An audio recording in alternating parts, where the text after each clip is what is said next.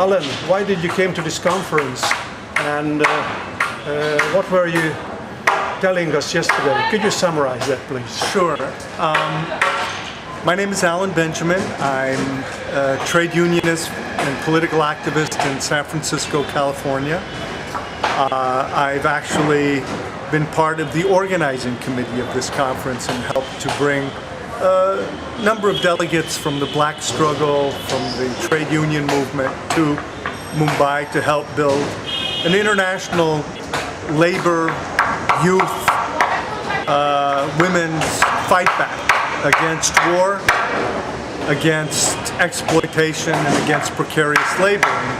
I did speak yesterday and explained that the issue of precarious labor, for example, which is so prevalent around India and around the world, is very much a U.S. question. The destruction of good jobs in the industrial heartland of the United States, where the rubber industry, auto industry, and other areas, these jobs have been transformed into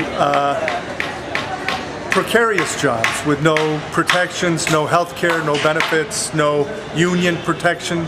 The unions have reneged on maintaining basic collective bargaining agreements. They've turned these into sweetheart deals with the employers. So it is not a surprise that the millions of workers in the Midwest, in the industrial heartland, those who were laid off and who lost their jobs and their families and all the industries that were built around the auto, steel, rubber, oil industries, stayed home on election day. A lot has been said about Trump, about the right-wing movement of the U.S. working class. Well, careful. Yes, there's racism. Yes, it was fueled. Yes, that is very much a fabric and a systemic aspect of politics in the United States. Racism exists. But there's no big right-wing surge.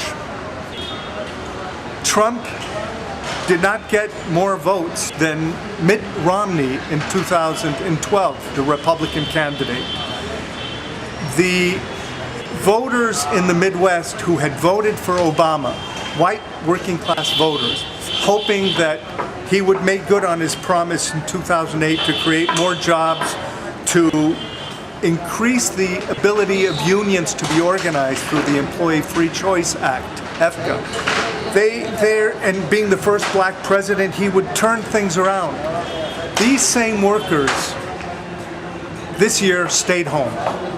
They did not vote. The abstention level was the highest, second highest in U.S. history.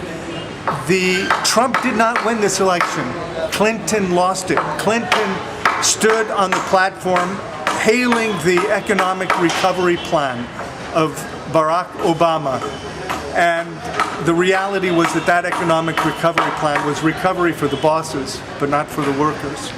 And so it's important to understand that we're in for big class struggles in the period ahead. The issue of war is a major one. Both Clinton and Trump tried to outdo each other about who would be more militaristic. Today, 10 days after the election, the Democratic and Republican Party leaderships have met and are beginning to work out a common program of imperialism, of accelerating interventions and wars abroad. Hillary Clinton gave us coup d'etats in Honduras. She gave us wars. They're going to step up and accelerate the wars in the Middle East. They're going to increase the number of U.S. troops on the ground. They're going to increase the number of military bases around the world.